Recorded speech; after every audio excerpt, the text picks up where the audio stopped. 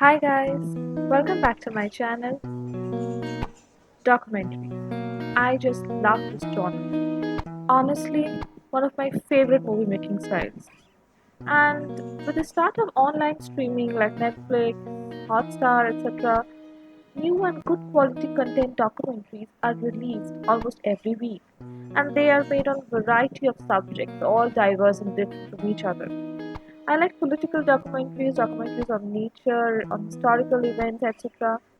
But my absolute all-time favorites are the crime documentaries. So I decided to compile my all-time favorite list of documentaries on crime.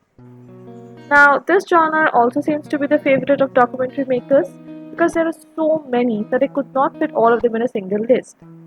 So today's list is going to be about single episode crime documentaries, which are not part of any series. So yeah, without delay, let's get started. So starting the list at number 10, we have Thought Crimes, the case of the Cannibal Cop.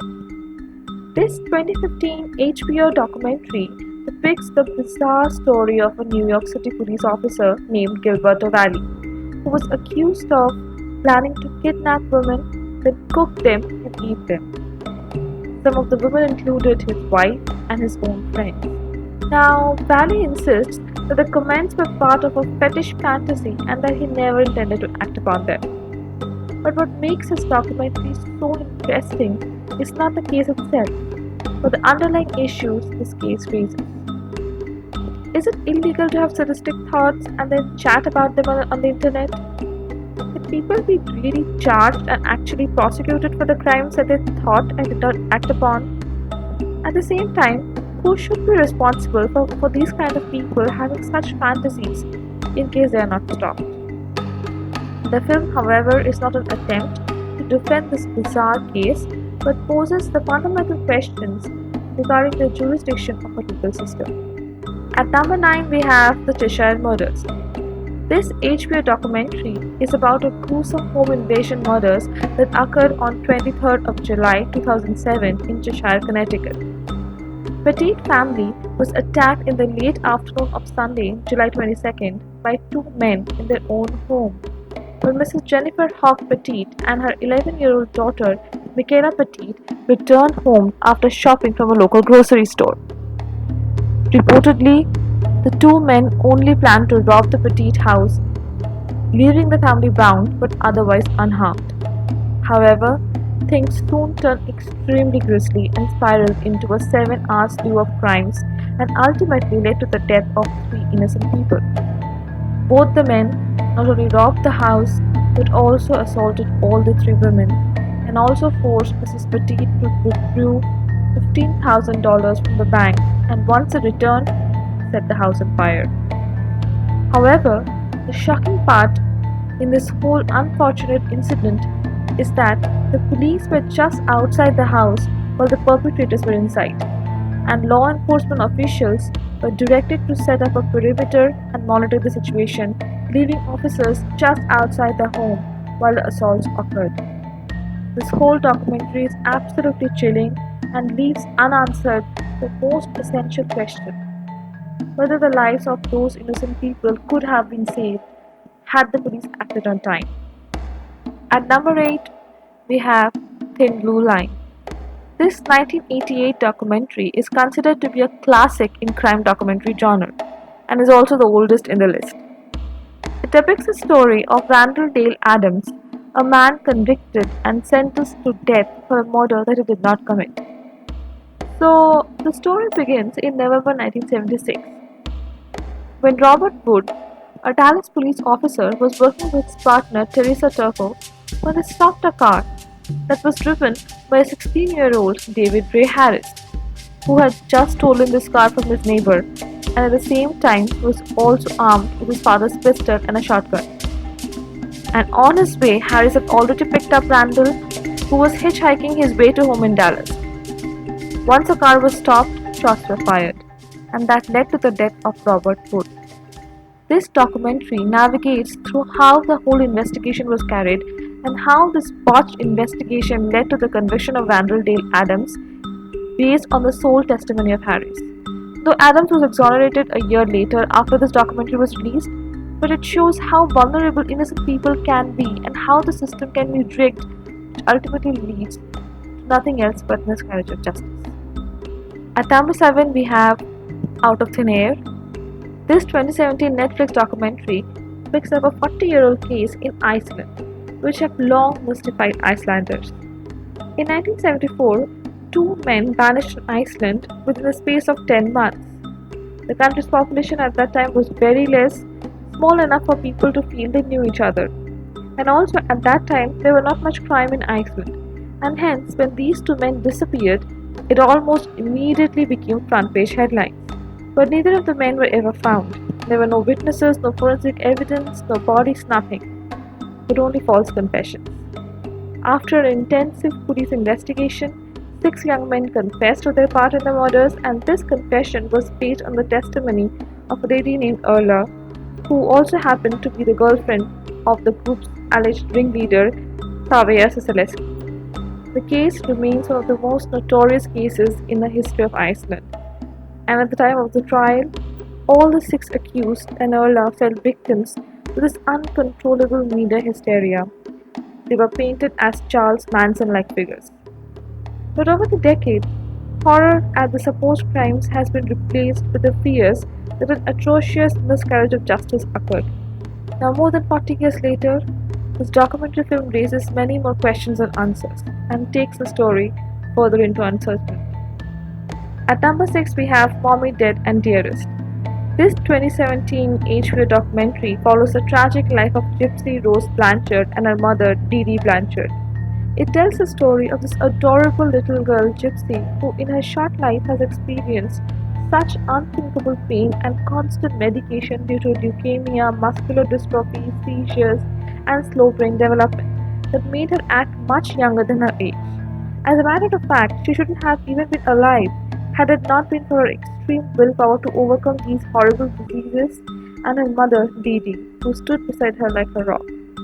Both mother and daughter became inspiration and sort of a viral celebrity, which earned them free trips to Disney World, a new house, a new car, and so on. However, in 2015, things changed drastically, and the world was shocked to know the actual truth about the Blanchards. Dee Dee Blanchard essentially kept Gypsy a prisoner, injecting dozens of medications through a feeding tube and telling her and the entire world that Gypsy was horribly sick.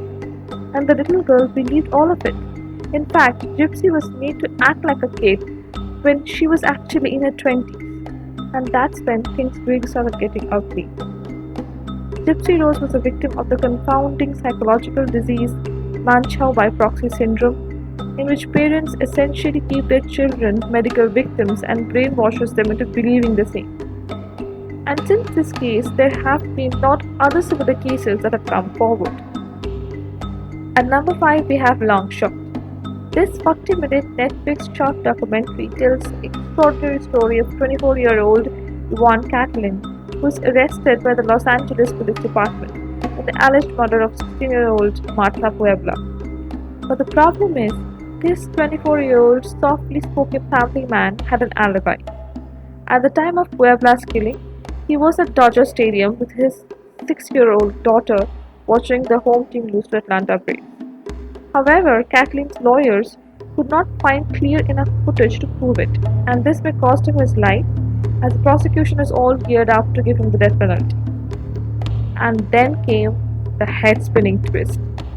It so happened that during the same time when the match was going on, there was also something else going on in the stadium. I don't want to reveal this twist, but it's truly a lot of twist. Yvonne Catlin would be eventually exonerated of all his crimes, but the circumstances in which his lawyers managed to prove his innocence is absolutely nail-biting. At number 4, we have Dear Zachary, Letters from a Father to a Son. This is one of the most engrossing and spine-chilling documentaries I've ever seen. The filmmaker did not intend it to make a tragic movie, but it inevitably became so tense and heart-wrenching.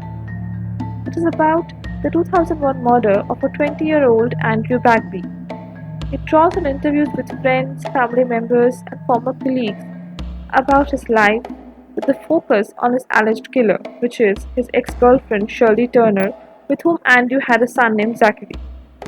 The maker starts the documentary with the intention of painting a life about Andrew, his life, his dreams, his ambitions, etc. However, the documentary also shows the understandable sadness and anguish suffered by the family and friends of Andrew.